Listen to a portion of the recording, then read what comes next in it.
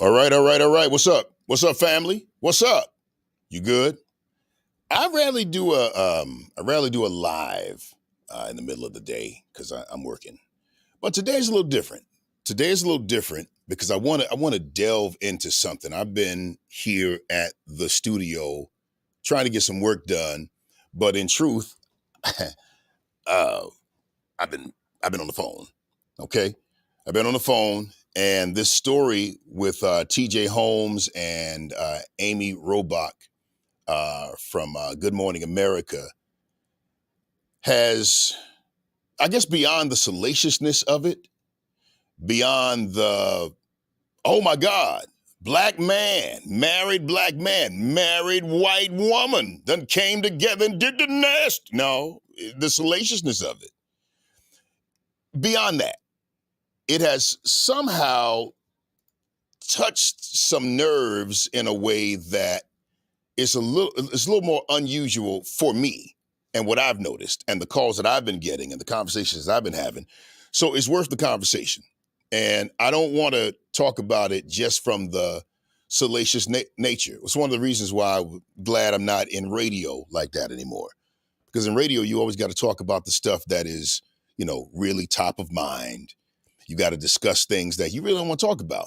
I live by a code. I know a lot of stuff. I know a lot of people's stuff. But at the end of the day, I'm a refrigerator. I'm not here to talk about anybody's business. That's y'all business. Y'all figure it out. And in something that is so sensitive as infidelity, oh, bro, it's a lot. It's a lot to it. But I'm really happy to be able to discuss this because in this, I feel like we can have some nuggets that can help those of us who may not know that there are some holes in the roof. And I want you to find them. I want us to find them before it starts raining.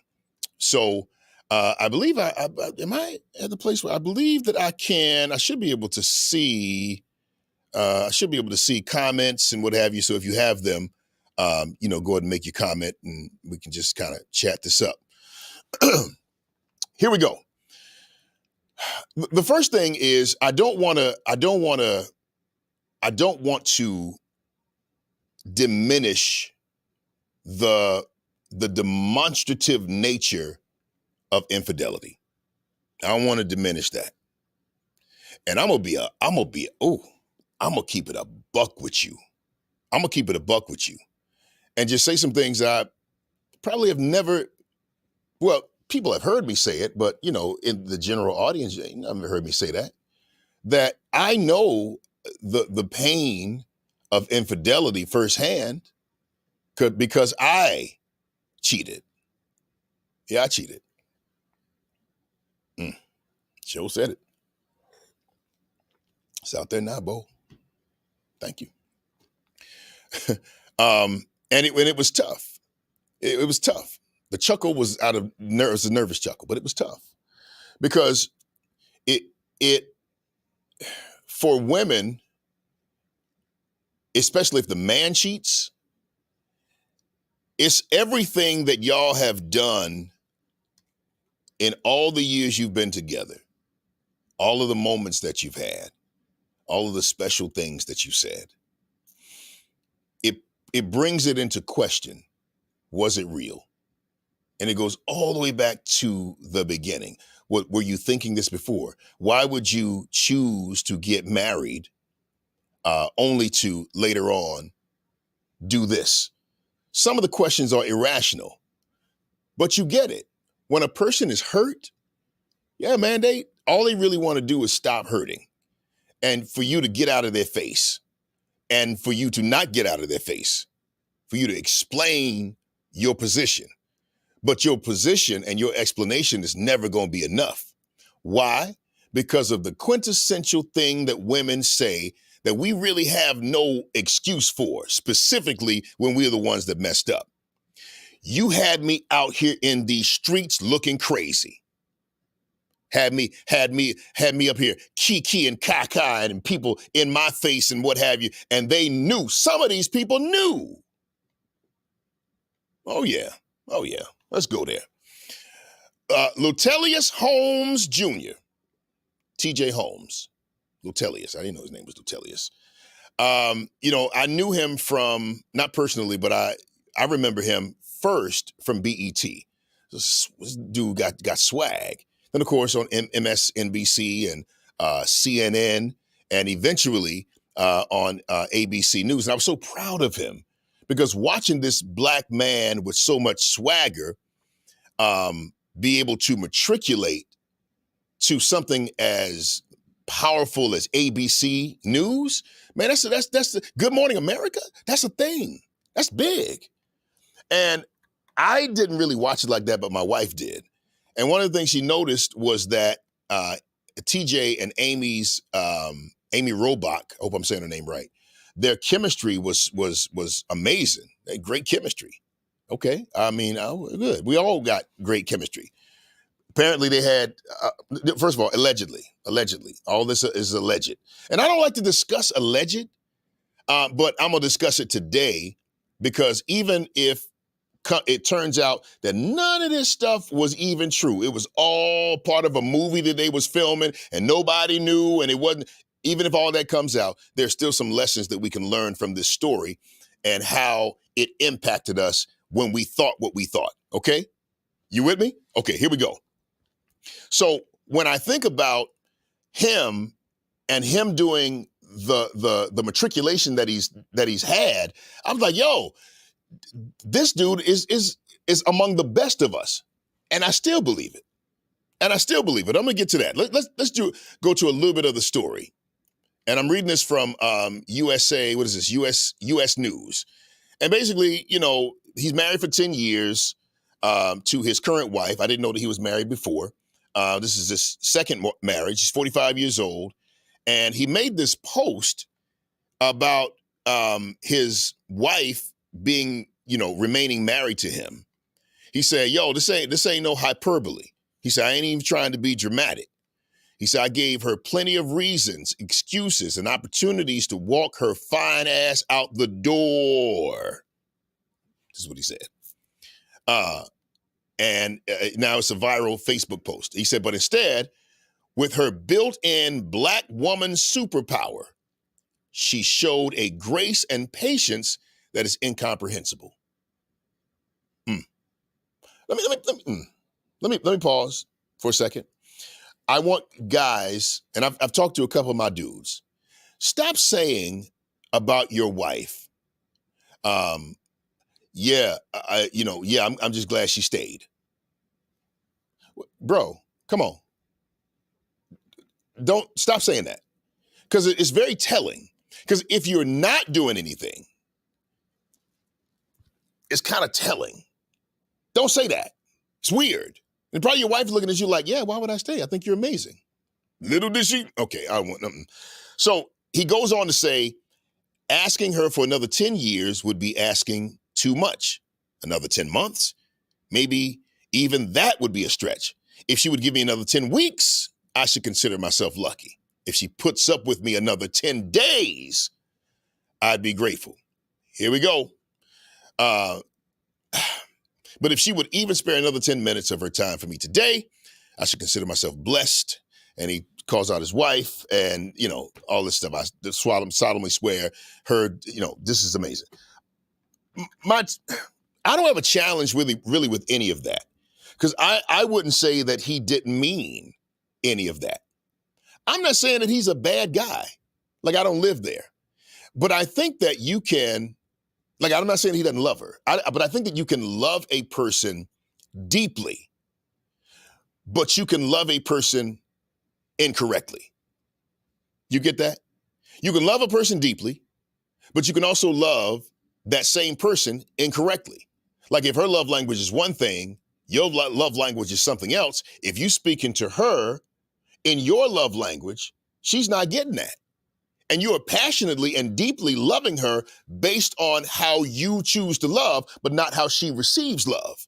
So you can love a person, but not love them effectively or correctly. And I'm not saying that this happened in their case. I don't know nothing about their relationship. I don't know if none of this happened. All of this is alleged. okay? All of it is alleged.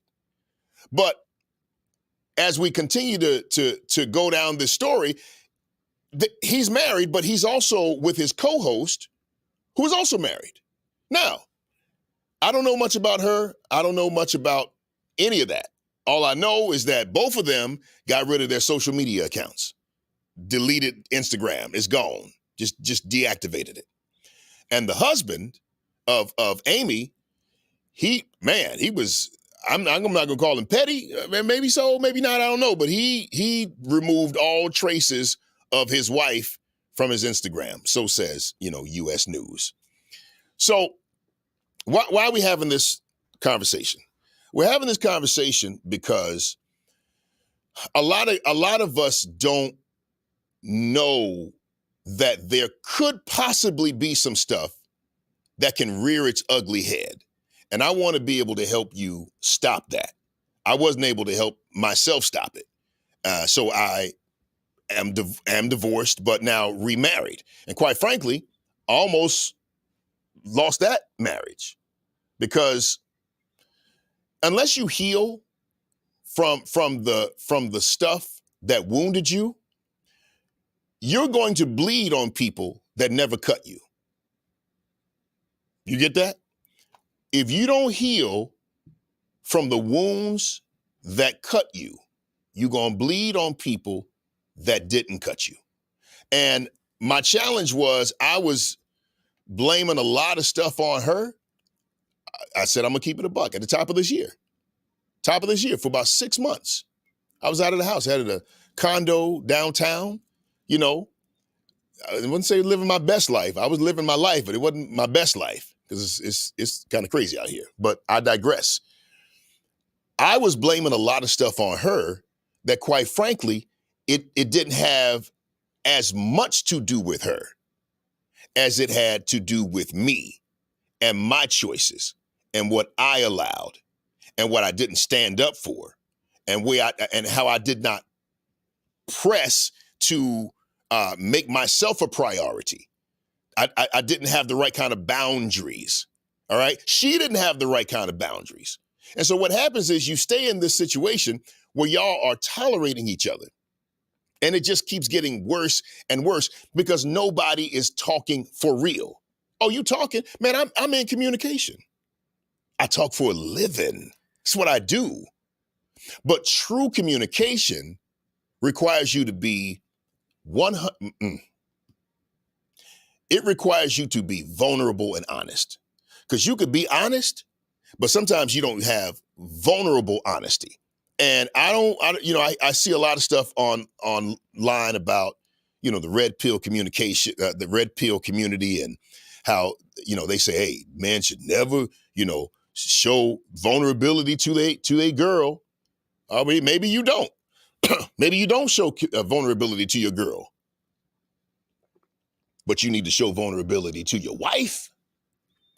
You need to show vulnerability to your spouse, because they need to know what it is that they're dealing with. I'm not saying you got to be in the fetal position in the shower crying, but I am saying you got to be able to, at least if you want that closeness, you got to be able to share with her. She needs to know, she needs to see, she needs to feel. They need to feel, know, and see your real true thoughts, and give them a chance to rebound if it's the tough stuff.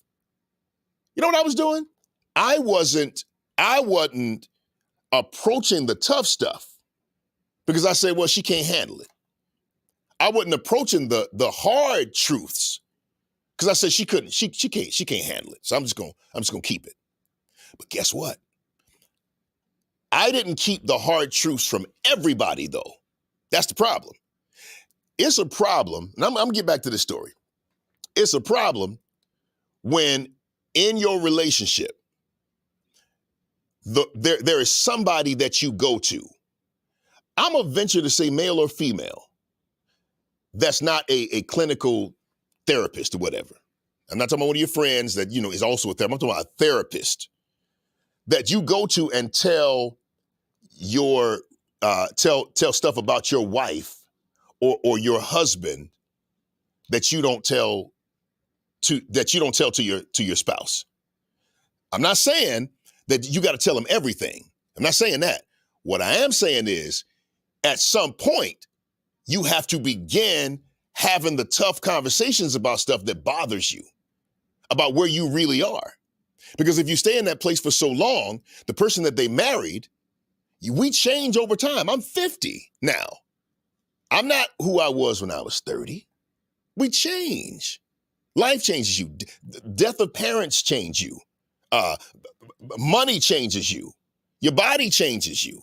Everything you change. And the things that you loved at 30, you can't stand at 50. So if you're not honest with that person about genuinely where you are, what you want, what you don't like, what you do like, and how you genuinely feel, then who are they married to? They're married to a memory. They're not married to a reality. And the challenge with relationships is that we remain married to a memory of who we married, but not the reality. And you know why? Because we scared to tell the truth. I can't tell him that. Oh, I can't tell her that. You can't tell her that like that, but you can tell her that. You can't tell him that like that, but you can tell him that. You need to tell him that. Because at the end of the day, you have to know that whatever you have, either it's real or it's not. Either they want to be married to who you are, or they do not. It doesn't make sense to walk around on eggshells. All right, so hey, y'all ain't had sex, in a month, okay? For whatever reason, y'all ain't had sex in a month. You don't want to say nothing because when you bring that up, she get a kind of way. I don't want to bring that up. She always be like, "All you want before is sex." No, so you don't say nothing. You're not saying anything out of your mouth, but I guarantee you this: that your body language, your actions, the silent, what do you call it? The passive aggressiveness is real, and they know. They know. So either you talk about it, or it's going to talk for you in some real ugly ways. Sigmund Freud said it like this: true emotions never die. What we do is we try to bury them, but all they do is come out in uglier ways. Let me get to this story. All right. So I said that infidelity is hardly ever the cause. That's the name of the video. Infidelity is hardly ever the cause. It's hardly ever the cause of marital discontent, but it becomes a beautiful, world-renowned scapegoat should it ever get to that point. Should your discontent ever lead you, or you allow it to lead you into the arms of another woman, into the arms of another man, it did not start there. That's just where it ended. Infidelity, as terrible as it is, as tough as it is, and how all of the ramifications, broken family, home, splitting up your stuff, having to move, your kids crying, they toe up, it ain't nothing but a symptom. It ain't the cause. Infidelity is not the cause. So let me dig into this, because when you think about, hypothetically speaking, if what they say is true, let's hope it's not, but if they say it's true, TJ Holmes and Amy Robach having an affair, the pictures and all the stuff look real real convincing, but whatever, it was the hand on the booty, if you just when you call it booty. It was the hand on the booty that kind of threw me off, but okay, hey, no, what? It was the interlocked hands, it was the clasped hands that got me. Wow. That's interesting. When we go to work dressed up, for the most part, smelling good. Those people at work, typically, they don't know the majority of your bad habits. They don't know. They know you come to work and you put a concerted effort to smile. For the most part, you have a concerted effort to wash your face. Brush your teeth. Shine up your shoes. You make a concerted effort to look good, right? That person doesn't really know the other side of you. So what happens is you go to work and you start talking. And God forbid it's somebody of the opposite sex. And you start talking to them and yeah, you know what, I can really talk to you. Yeah, cool. Why don't we just exchange numbers? We can go to lunch sometimes. I mean, colleagues, we could. And then the whole thing about the whole work wife, work husband comes into play. And some people are like, he, ha, ha, he, hell. He, hell. Work wife, work husband. That's where we at. But it happens when you share the best of you with somebody that you're not married to. It happens. I'm not here to tell you that TJ or Amy or whomever is looking at this, and you may be in that space, that you're bad. I'm not here to tell you that you're bad. What you did was bad, allegedly. But you're not bad. You made some choices to deal with the pain that you clearly have. You made some choices to deal with the pain that's only going to do something that's going to cause more pain. Okay? So let me get back to this. So when we talk about infidelity hardly ever being the cause, Dr. John Gottman of the Gottman Institute, he had some research that he did in 1999, and he interviewed a whole bunch of couples, and he could predict with a 90% accuracy whether or not a couple would divorce. 90% accuracy. And there were 4 things that they had. And if they had these 4 things within a 3-minute conversation, he could tell with a 90% accuracy whether or not they would remain married. Y'all want to know what they are? All right, here we go. Some of y'all know already. Here we go. They call them the Four Horsemen of Marital Apocalypse. 4 Horsemen. See if you can find yourself in this. All right? 4 Horsemen. Number 1, criticism. Criticism isn't a critique. It's not a complaint. Like a critique is, hey, or a complaint is, hey, you didn't call me, when you was coming home from work. Man, we talked about this. It's crazy out here in these streets, man. I got to be getting scared. I'm looking out for you. We said we was going to call. Maybe you got to call. All right? And so she comes in and she says, yeah, I should have done that. That's a critique. That's a complaint that is received well. Criticism isn't one of those. Criticism is an attack. You'll never think about how I feel. You always think about yourself. You just think about yourself. Let's say he's coming in and she's saying to him, you always think about yourself. Every time you come home, I told you to call, but you never call. Dinner's here getting cold. You are selfish. That's criticism. So criticism is 1. 2, contempt. Contempt is when you just mean. You treat people with disrespect. You mock them with sarcasm. You ridicule them. You call them names. You mimic or use body language. Or you scoff at them.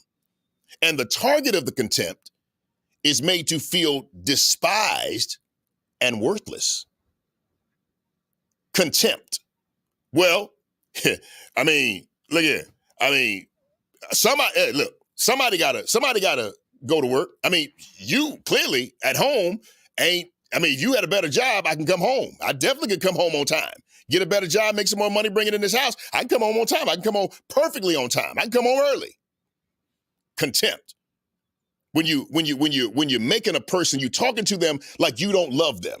You're talking to them like you're not married to them. You're talking to them like y'all ain't even cool. Y'all don't live in the same house. That's contempt. That's number 2. Number 3, defensiveness. Oh, this is an interesting one. When you feel unjustly accused, you start fishing for excuses and you play the innocent victim so that the party will back off. Defensiveness. Look, man, I stayed home. I was late coming home from work. What you want me to do? I got to work. You like lights, flipping the lights on and off like a jerk. You like lights, don't you? Come on now.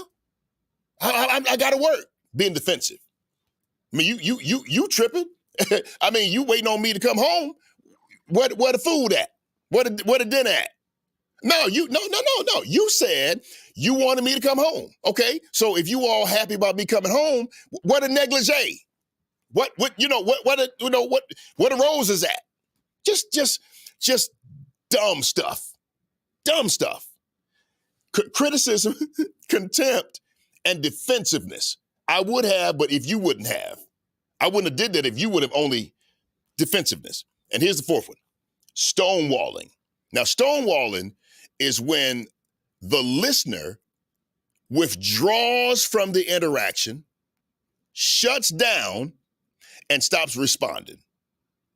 Rather than confronting the issues with the partner, people who stonewall can make evasive maneuvers like tuning a person out, turning away, acting busy, engaging in obsessive or distracting behaviors. Well, that obsessive behavior, but I remember when my mom and dad, when they would argue, our house was never, ever as clean as when they argued. I mean, they were spotless, cleaning up everything. And they didn't do it by themselves. No, they put that cleaning demon on us. Had us cleaning up as well.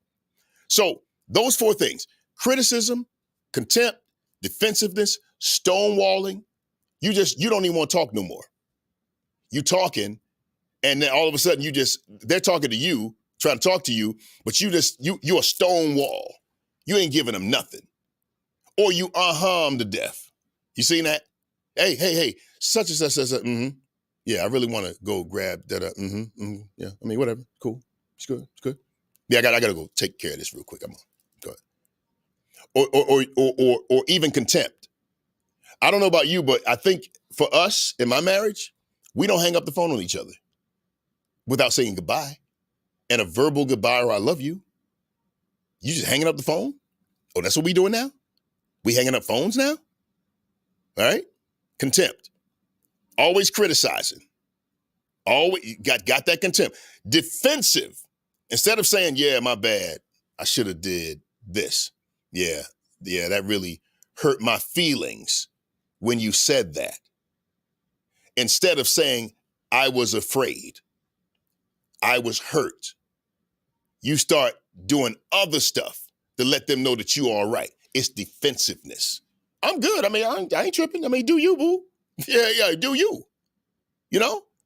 Instead of you saying, man, I really hate that I hurt you. I hate that what I said, hurt your heart.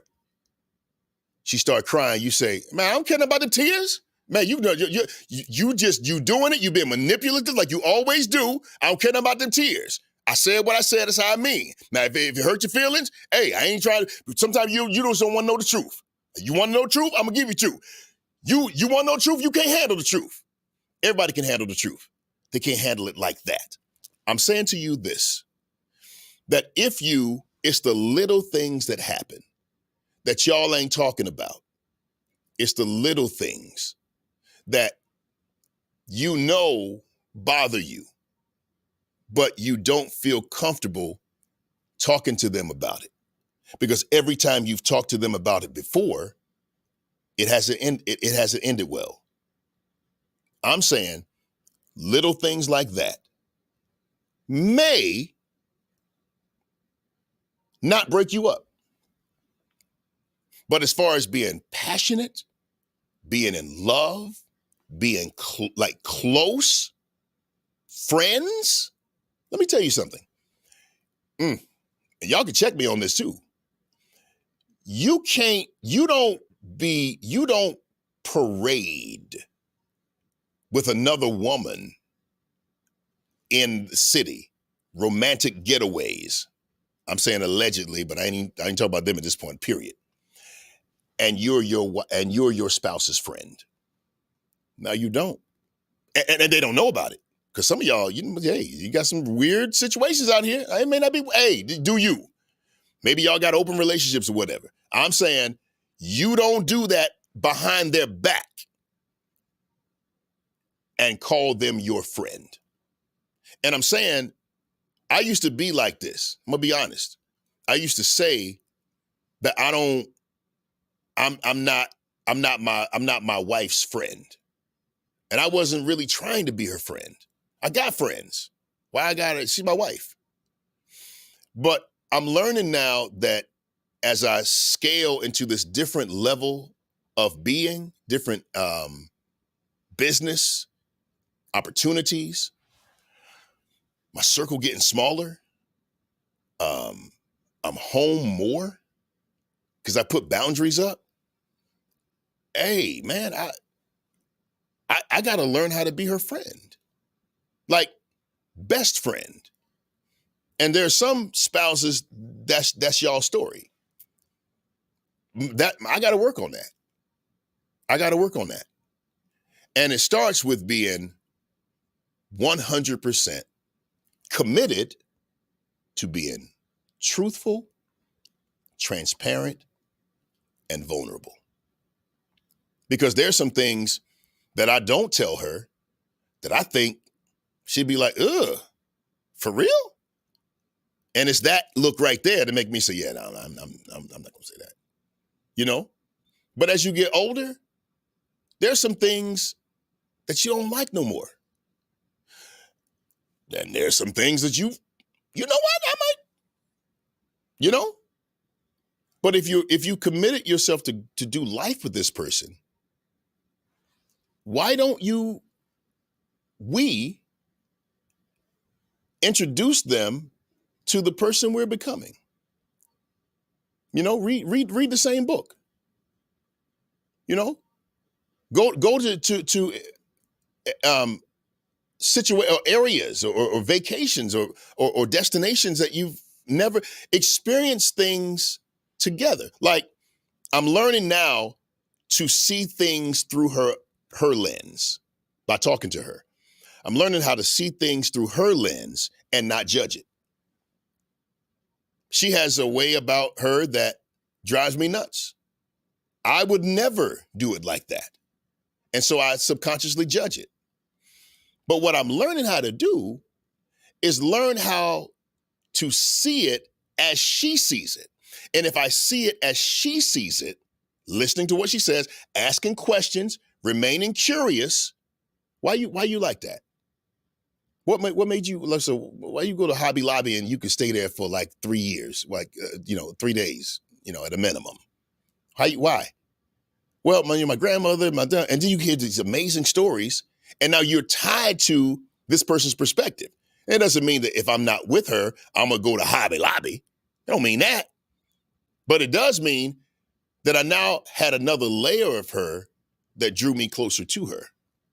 And one of the challenges that we have, and I'll wrap this up, and this is probably one of the most important parts here. Infidelity, again, is a symptom. It is not the cause, okay? It's not the cause. The cause is a lot of this other little stuff in here. It's not healing from the wounds that you've had in the past and you bleeding on people who didn't cut you, namely your spouse, okay? I hate when I do that. I was doing so good. I forgot what I was about to say. Let me see here. Where was I going? I was doing so good. Hold on. I got a lot of comments here. What was I saying? Somebody help me. I'm looking. Oh, okay. Your spouse is open. Good.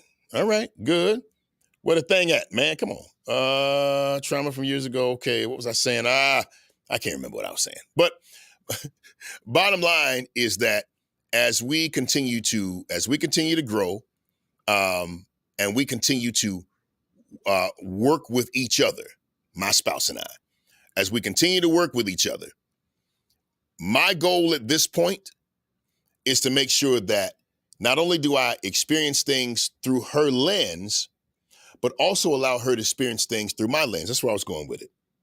When we don't allow a person to do that, to be transparent with them or be vulnerable with them, what happens is we don't get the opportunity to give them the most vulnerable parts of us, which is our heart. And they're perpetually outside the rib cage because you can't, your story, give your heart to them because you don't want to be hurt. I can't do that. No. If they reject me, no. I'm gonna get hurt. If they do what I think they always have done, I'm gonna get hurt. If they do, it's just the stories that go on and on and on in our heads. But here's the beautiful thing: that if you, little bit by little bit, incrementally find a way to merge your lives, little by little, be inquisitive. Don't, nothing means nothing. Be inquisitive. Ask them, well, what does that mean? Why'd you say that like that? Or not even why. What made you say that like that? So when I brought home those flowers that time, I noticed that you were happy, but there was something in your face that was like this. It felt like I didn't get what you wanted, or maybe I didn't hear what you said. Am I off on that, or am I? Yeah, well, yeah, you did, because I've been telling you I like daffodils, but you constantly bringing me roses. Thank you for telling me that. I appreciate it. I'm going to do better with listening. I'm going to write it down. I'm going to create a way that I can remember this stuff. See, what we are afraid of is always going to be that big, bad boogie monster under the bed and in the closet until you do what you're supposed to do to all bullies. Walk up to it and confront it. Don't let the things that's keeping you apart from each other keep you apart from each other. And one of the toughest things for me right now in my life is being able to be 100% honest with how I feel. And what's tougher than that is saying it from a vulnerable place and not from a place that is accusatory. Like, when you do this, it makes me do this. Nope. I say now, I start from the emotion. I feel sad, or I get really emotional. I don't even know what the emotion is when this happens. I just know it's an uncomfortable feeling when this happens. Can you tell me what makes you do that? And when you come humbly and you're not trying to bash them, my wife's favorite word, attack, it lands in a different place. I have a wife who is she's a considerer. She gotta think about what you said. So I can give a whole soliloquy. That baby ain't said nothing. Silence of the lamb. I used to get upset about that. I used to be like, I told you all of that, and you ain't say nothing. But she was processing. That's her perspective. That's her way. That's her construct. That's how she's built. So I know I say it, have no expectations, but know she heard me because she loved me. And in a day or so, faithfully, she's going to come back and say, what you said the other day, I see what you were saying. I didn't like how you were saying it, but I see what you're saying, and I'm going to do better. Now, by the time she says that, this used to be me.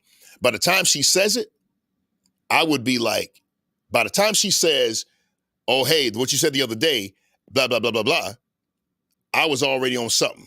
Straight in my feminine, emotional ass energy.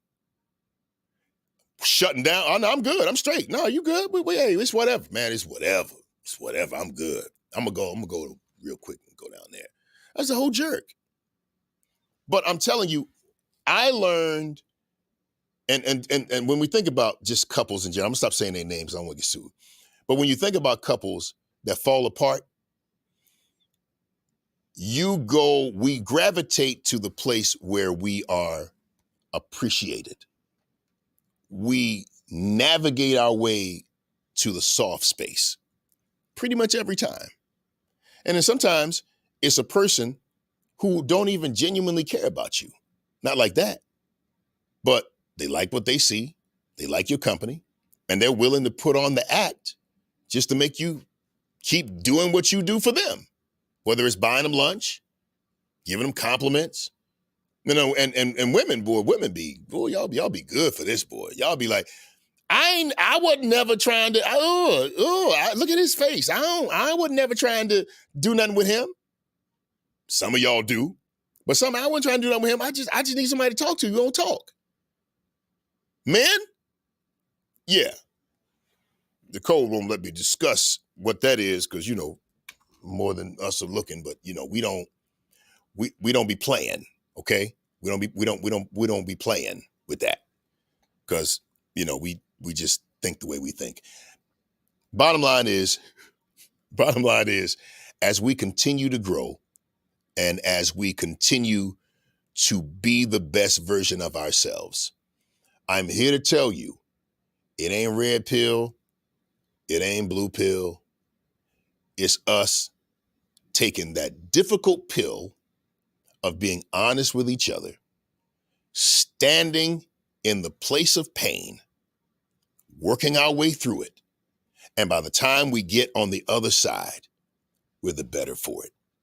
All of you that are really tripped out about this alleged infidelity, relax. Some of y'all are products of infidelity. Some of you have had children. Do I need to go down that road? I only go down that road to say this. Look how you turned out. Your father, your grandfather had children all over the city. Some of them didn't turn out well, but most of them, I don't want to have sweeping generalizations. I'm saying you just got to keep living because front page issues happen all the time. Right now, TJ and Amy are on the front page, but something else is going to happen. If it ain't already happened while I was doing this live, something else is going to happen that will take that place. And I'm saying it's the same thing in our relationships. You're tripping over something right now. You're thinking that, man, I'll never get over this right now. But I can name you 5 scandals right now you forgot about. You ain't world disasters you forgot about. Because when it's happening, that's all you can see. And so with TJ and his wife, Amy and her husband, they got a long road ahead of them. Will they make it? I don't know. But my goal is to make sure that I don't be making them fodder for my conversations. I want to learn. Ain't nowhere in the world I'm going to be gone for a weekend and my wife don't know where I'm at. Where they do that at? We ain't friends. If you don't know where I am, I'm gone. I ain't got to answer. We're not friends. And I at this point in my life, as I bring this to a close, I just refuse to be married to somebody that I'm not friends with. So the quest is Operation Best Friend. My wife tell me all the time, I got a best friend. You ain't gonna be my best friend. Watch me. Love y'all. God bless.